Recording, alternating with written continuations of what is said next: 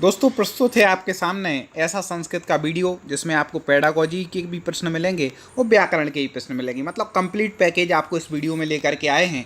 और दोस्तों हम आपको बता दें कि ऐसे वीडियो निरंतर हम आपको ला रहे हैं सिलेबस के अनुसार। तो यदि आप हमारे चैनल के सब्सक्राइबर ना हो तो सब्सक्राइब कर लें, क्योंकि इससे क्या है, आपको जो भी आपके उपयोग का वीडियो होगा उसकी जानकारी आपके पास पहुँचेगी। जानकारी पहुँचने के बाद यदि आपको लगता है कि हमारे लिए उपयोगी है तो आप उसको देख सकते हैं। इसलिए आपको जानकारी मिलती रहे, कम से कम जानकारी से वंचित ना हो, आप चैनल को सब्सक्राइब कर लें। और दोस्तों बहुत अच्छे तरीके से आप संस्कृत पढ़ रहे हैं, मुझे उम्मीद है आप निश्चित ही सफलता प्राप्त करेंगे।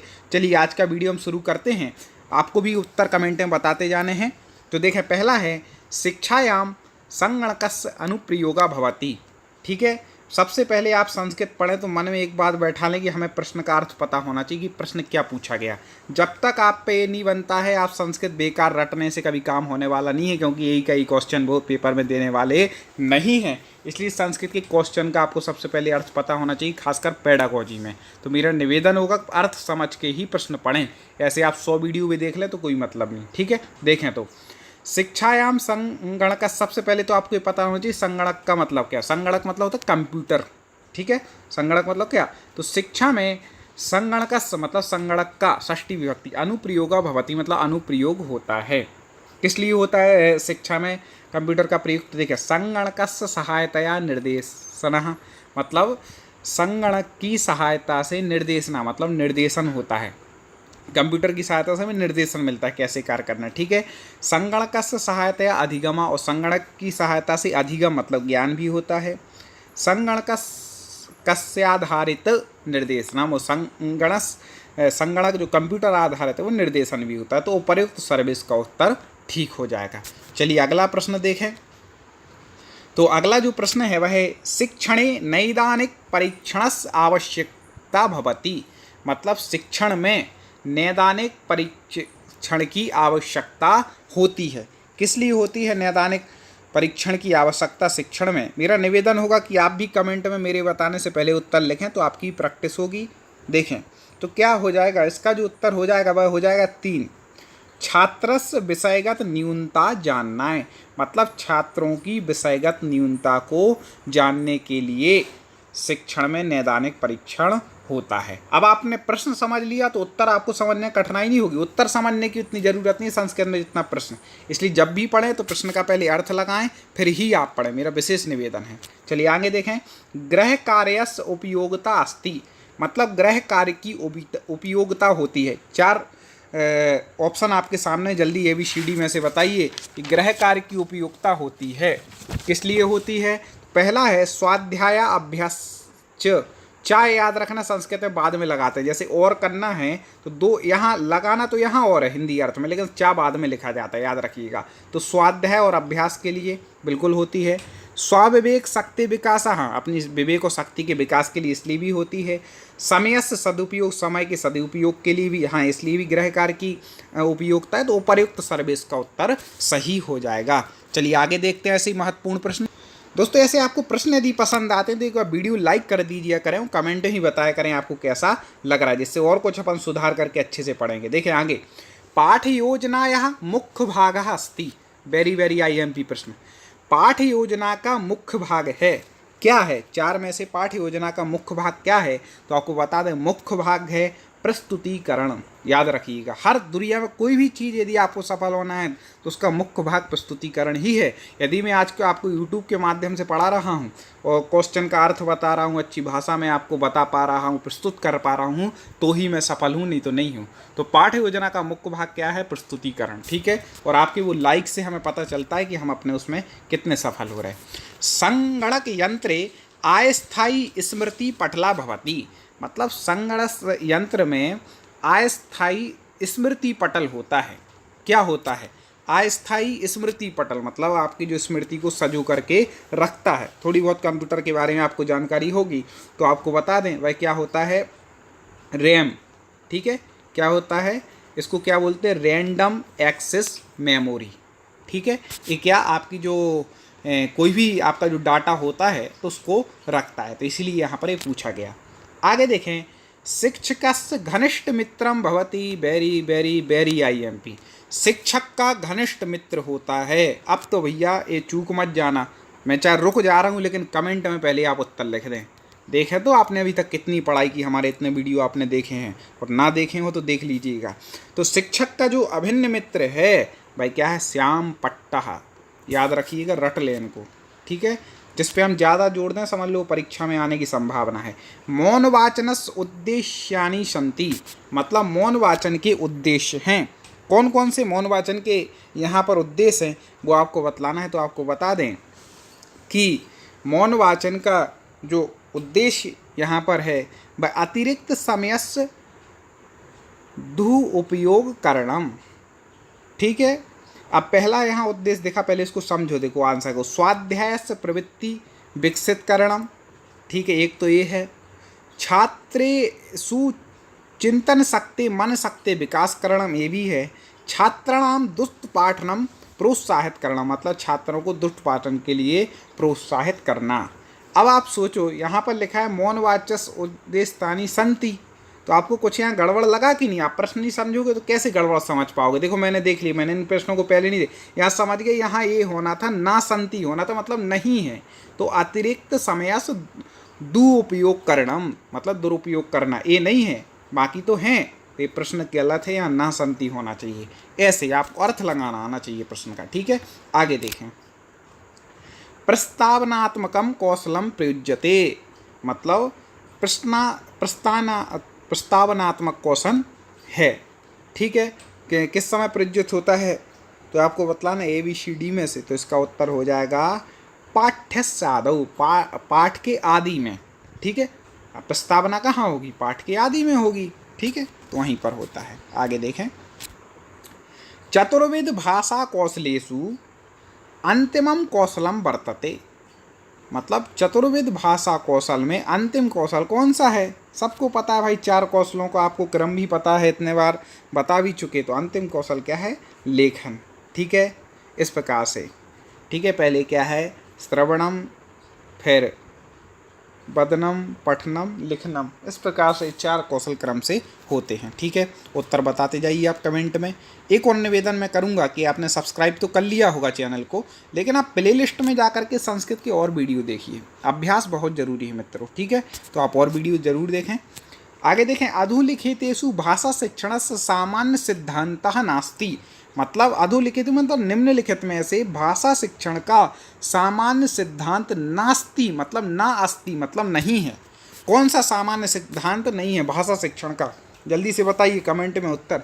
तो आपको बता दें कि अभ्यासस्य सिद्धांतः, ये सिद्धांत अभ्यास सिद्धांत तो होना चाहिए भाषा शिक्षण का सामान्य सिद्धांत, ये तो उत्तर नहीं हो। क्रियाशीलता सिद्धांत ये भी होना चाहिए, तो नास्ति पूछ रहे।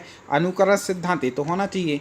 तो कोपी ना, मतलब इनमें से कोई भी इसका उत्तर नहीं, क्योंकि तीनों सिद्धांत तो हैं और यहाँ पूछ रहे नहीं है वो पूछ रहा है, इसलिए कोपी ना मतलब कोई भी नहीं इनमें से। आगे देखें, मूल्यांकनस्य कति भेदा सन्ति, ये भी इंपॉर्टेंट क्वेश्चन है।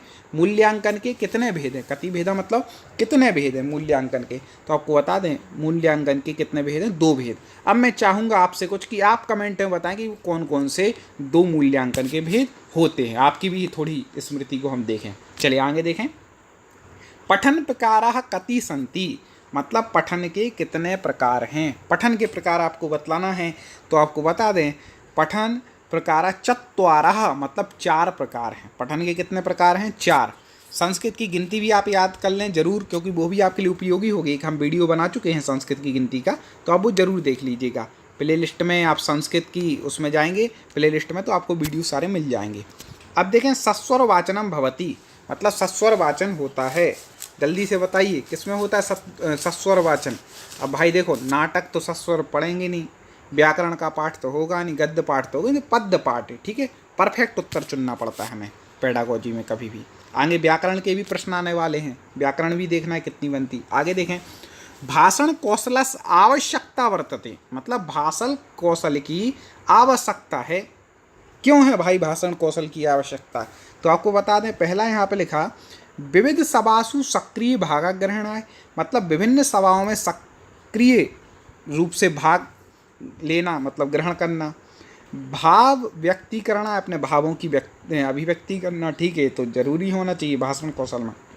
सम्यक उच्चारण सामर्थ्य संपादन, मतलब सम्यक अच्छी तरह से उच्चारण की सामर्थ्य का प्रवर्तन होना, तो ये सब कुछ सर्वा मतलब सभी ये भाषण कौशल के आवश्यकता हैं। ठीक है, इन सब में भाषण कौशल की आवश्यकता। और देखें, शिक्षायाः अंतिमम लक्ष्यम किम भवति, वेरी वेरी IMP, बताइए शिक्षा का अंतिम लक्ष्य क्या है।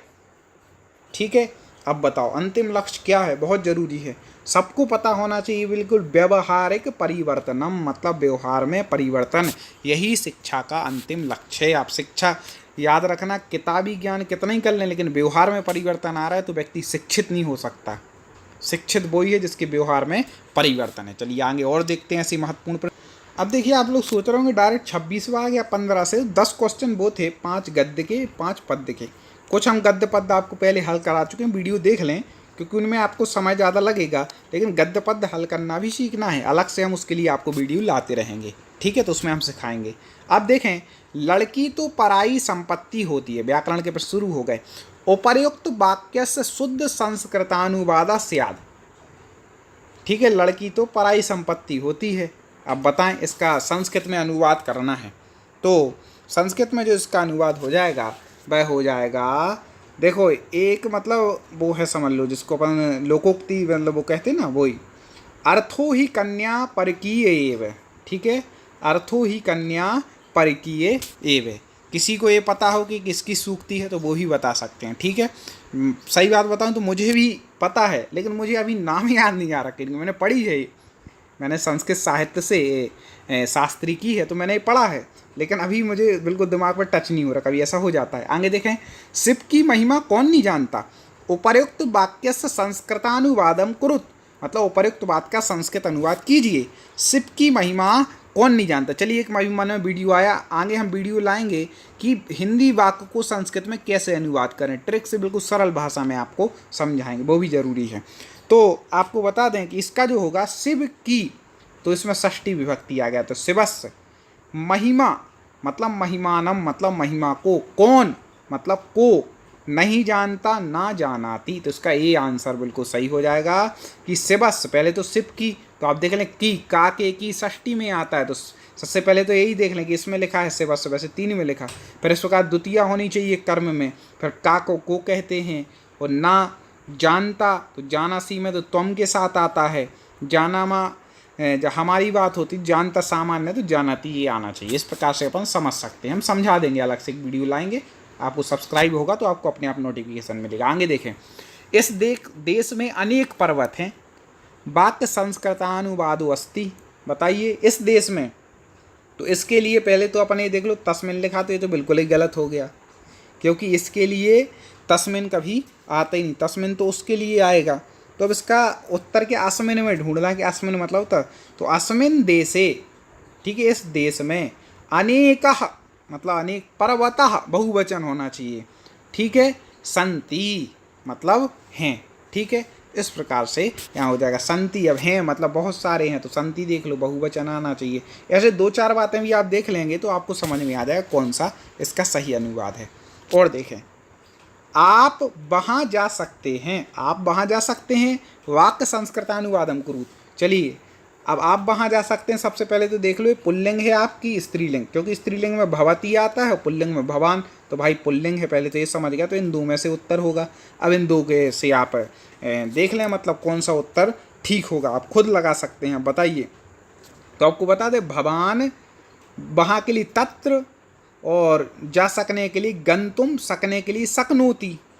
ठीक है, तो एक व्यक्ति है तो भवान तत्र गंतुम शक्नोति आए, शक्नुवंती नहीं होगा क्योंकि एक व्यक्ति है वहाँ पर, आप लोग नहीं है बहुत सारे। ठीक है, तो इसका बी 2 नंबर उत्तर ठीक हो जाएगा। आगे देखें,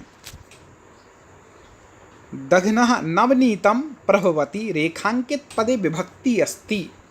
ठीक है, दधनहा में नवनीत मतलब दूध से नवनीत निकलता है, इसमें रेखांकित पद क्या है, दघना, इसमें कौन सी विभक्ति है, तो इसमें आपको बता दें, आपको शब्द रूप में कठिनाई होगी ये भी आपने ना पढ़े हों, तो इसमें जो है पंचमी विभक्ति है। कौन सी है, पंचमी। और देखें, बगीचे में 5 पेड़ हैं, उपर्युक्त वाक्य संस्कृतानुवादम करोतु, तो बगीचे में पंचमी तो पहले ही आना चाहिए यहाँ पर, तो उद्यानेषु क्या आ जाएगा, उद्यानेषु। अब उद्यानेषु क्योंकि बगीचे कितने हैं भाई, बगीचे बहुत सारे हैं कि पेड़ बहुत सारे हैं, पेड़ हैं ज़्यादा, बगीचा तो एक ही है। इसलिए ये उद्यानेषु जो पहला लिखा है तो गलत हो ही जाएगा, पहले ही अपन ने शब्द देख कर लिया। अब देखें उद्यानेषु इसमें है तो ये भी गलत, उद्यानेषु इसमें है तो ये भी गलत, उद्याने आना चाहिए।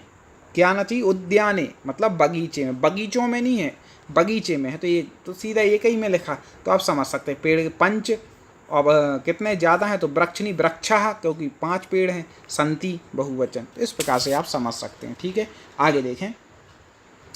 आगे जो है अधस्तैन युग्मानाम समीचीनाम तालिकाम चुनो। आपको समीचीन तालिका यहाँ पर चुननी है। कौन सही तालिका है? तो आपको बता दें कि इसमें हमें क्या करना है, जोड़ी मिलाना है। तो जोड़ी को मिला लेते हैं भाई। चलिए शुरुआत करते हैं। सबसे पहले लिखा है रत्नावली।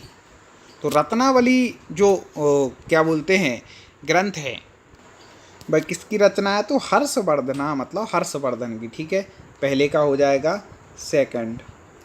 दूसरा है बैणी संहारम। बैणी संहार किसकी है? तो ये हाँ भट्ट नारायण जी की। ठीक है। तीसरा है वालचरितम। ये तो भाई पता ही होना चाहिए कि बालचरित जो है किसकी रचना है, तो भास की। फिर है बुद्ध चरितम, फेमस है अश्व घोष जी की। तो इस प्रकार से इसका पहले ही उत्तर ही ठीक हो जाएगा। ठीक है, इस प्रकार से आप इसको याद रख लीजिए जोड़ी को। आगे बढ़ते हैं ऐसे ही प्रश्न लेकर। दोस्तों समझ में तो आ रहा है ना? हाँ, हिंदी अर्थ बस समझते जाए क्वेश्चन का।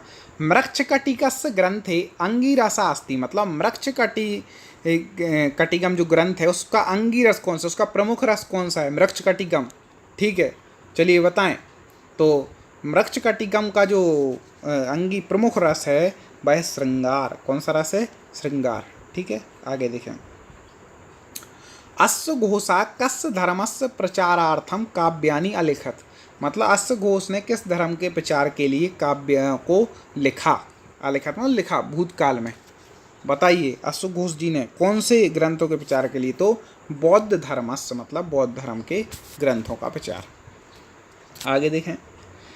महावीर चरित्र नाटके कस्य वर्णम मिलती, मतलब महावीर चरित्र नाटक में किसका वर्णन मिलता है?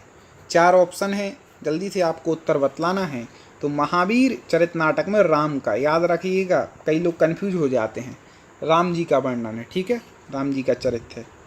और देखें, महर्षि वेदव्यासा कति भी वर्षे महाभारतम कृतवान, मतलब महर्षि व्यास ने कितने वर्षों में महाभारत की रचना की? कितने वर्ष लगे उन्हें महाभारत लिखने में?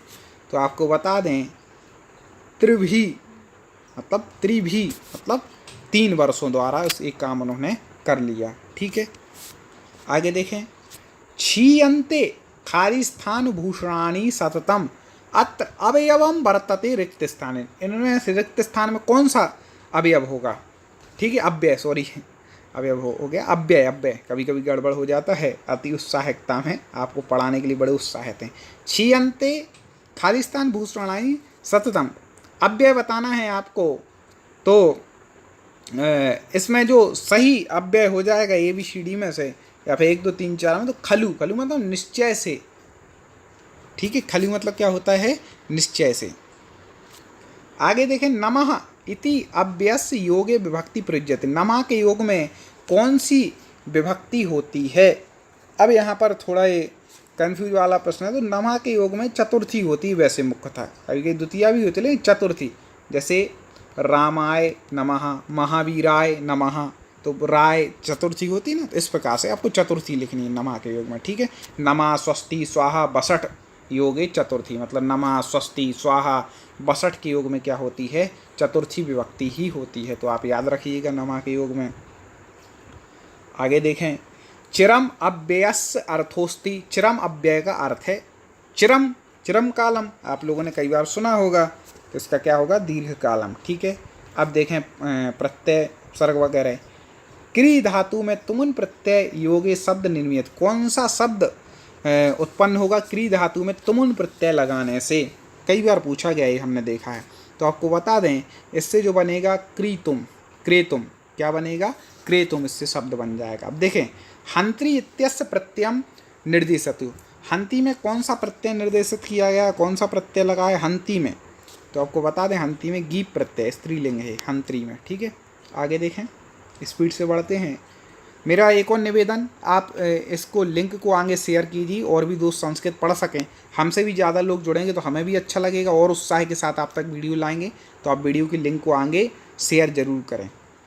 बाला पदे प्रकृति प्रत्यय स्था, मतलब बाला पद में प्रकृति और प्रत्यय है। प्रकृति प्रत्यय मतलब क्या, मूल शब्द क्या है और प्रत्यय कौन सा है, इसका अर्थ ये होता है। तो बाला शब्द देखिए, तो इसमें आपको बता दें बाल जो शब्द है उसमें टाप प्रत्यय लगाने से क्या है, बाला बना है।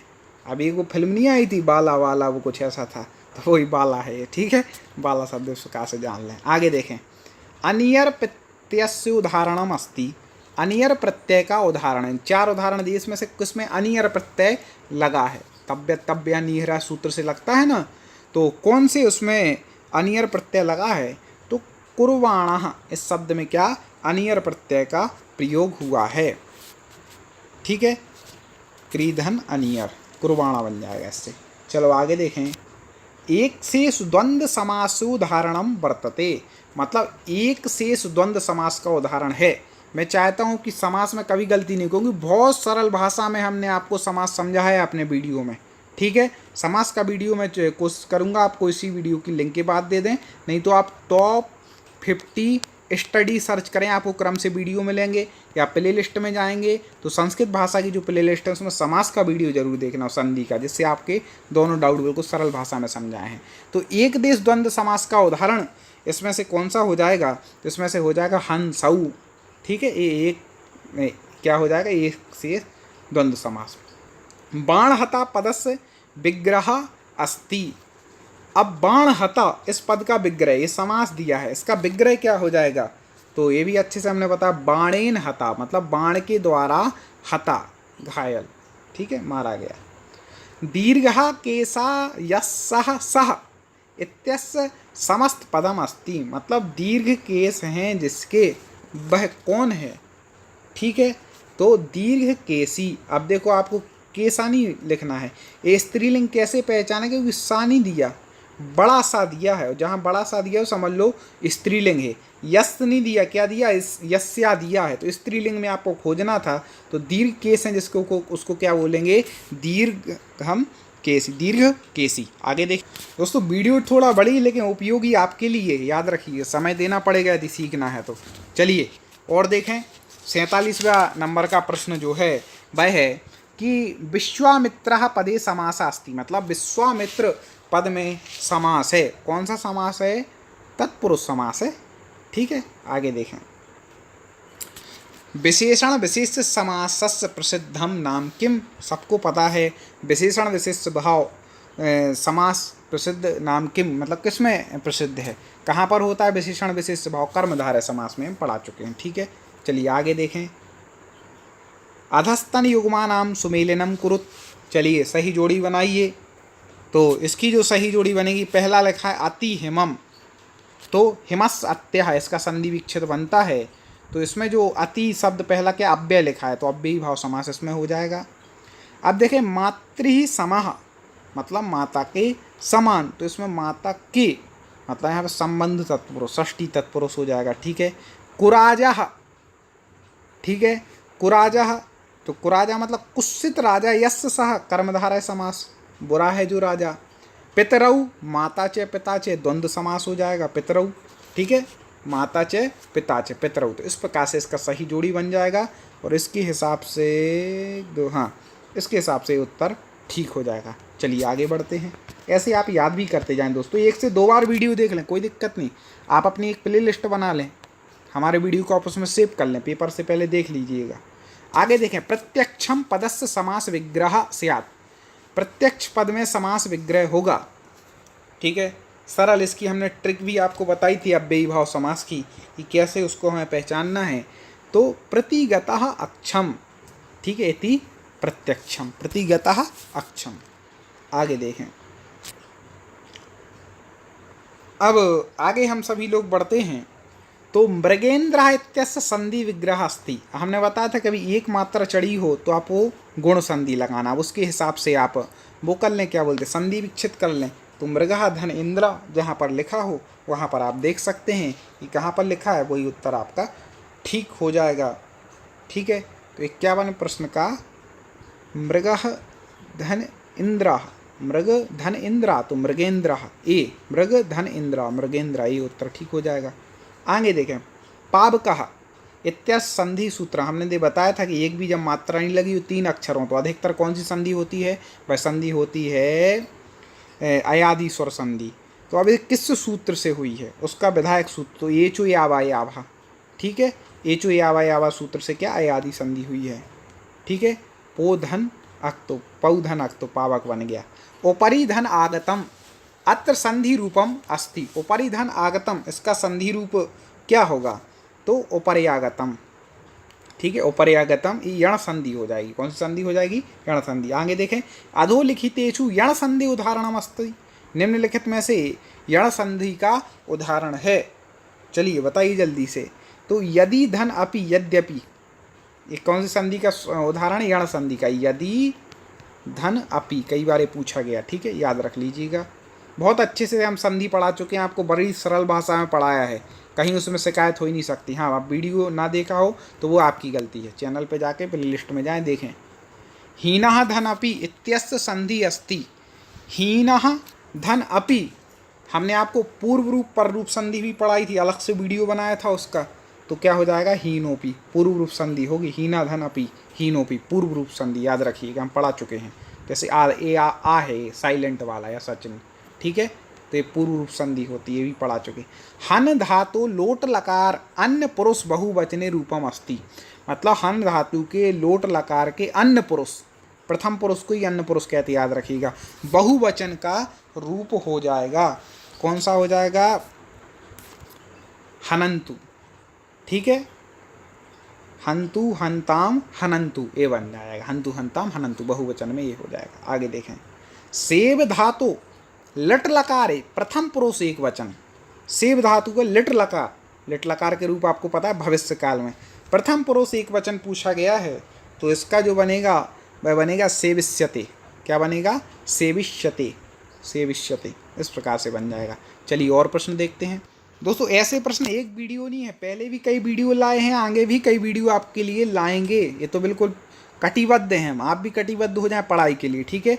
लाइक अभी तक आपने कर ही दिया होगा, बस वीडियो पूरा होने के बाद शेयर और करना, तो हमारा भी काम पूरा होगा, आपका भी, लेकिन याद जरूर करना, शेयर करो ना करो, याद जरूर कर लेना। इस धातु लंग लकारे मध्यम पुरुष एक वचनम रूपम अस्ति, इस धातु के लंग लकार में मध्यम पुरुष का एक वचन में रूप क्या बनेगा, ठीक है। तो लंग लकार बहुवचन में होता है तो क्या बनेगा, इच्छा, क्या बनेगा, इच्छा।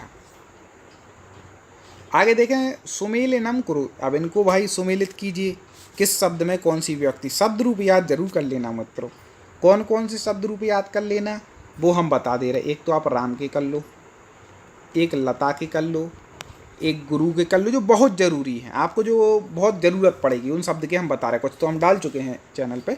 और इसके अलावा आप कर लें, हाँ, एक साहतौते वाले याद कर लें, वह शब्द के तद के, ठीक है। और एक ऐसे स्त्रीलिंग में कर लें, वह स्त्रीलिंग के लिए कर लें, और असमद सुमत के कर लें, ये आपके लिए बहुत उपयोगी साबित होंगे। अब देखो, राम शब्द, रामा रामो रमा, अब तो राम ही किस में बनेगा वो आपको बतलाना है। तो राम ही जो बन जाएगा वह बनेगा तृतीया में, रामा रामो रामा रामम रामो रामा रामेण रामाभ्यम रामई, तृतीया बहुवचन में, ठीक है। ए तस्मई, ठीक है, ए तस्मई चतुर्थी में बनता है ए तत् शब्द। इसके बाद सर्वस्यः, सर्वस्य ये बनेगा, सर्वस्यः सर्वधा उसमें बनेगा चतुर्थी पंचमी षष्ठी, हाँ। तो सर्व शब्द के रूप हम स्मरण यदि करें तो सर्वा सर्वे सर्वा, सर्वाम सर्वे सर्वस, सर्वस्या सर्वस्यः, ये थोड़ा सा कन्फ्यूज मैं भी हो रहा हूँ, तो आपको बता दें जो सर्वा बनेगा पंचमी बन जाएगा, सर्वस्य पंचमी एक वचन, ठीक है। तो राम ही किस में बनेगा, थोड़ा सा मैं कन्फ्यूज हो गया, सॉरी, हाँ। और ये तस्मई बनेगा चतुर्थी में, और फलस, फलस शब्द बनेगा षष्ठी में। इस प्रकार से ये बिल्कुल परफेक्ट हो गया। तो इसमें से किस में दिया है, हाँ 3 नंबर में इसका उत्तर ही सही दिया है। चलिए, कभी कभी बनता है लेकिन पढ़ाते हुए कन्फ्यूज हो जाते, क्षमा चाहता हूँ। चलिए आगे बढ़ेंगे, पढ़ाते सही हैं, कोशिश पूरी रहती कभी गड़बड़ ना हो। अधिस्तन युग्मानाम समीचीनम सुमेलनम कुरुत, अब इसके फिर से ये समीचीन सुमेलित करना है, फिर से विभक्ति बनानी है। तो देखें अब देखें, नदी, हाँ तो नदी हो जाएगी द्वितीय विभक्ति में बनेगा। ठीक है। अब है कबए, कबए चतुर्थी में बनता है, कवि शब्द की चतुर्थी। ठीक है, तो नदी इसमें हो जाएगा। चलो तव, तव बनता है षष्ठी में आपका। मई, मई बनेगा सप्तमी में। इस प्रकार से यहाँ पर ये बन जाएगा। ठीक है, नदी द्वितीया का, कबए चतुर्थी का, तव षष्ठी का और मई ए।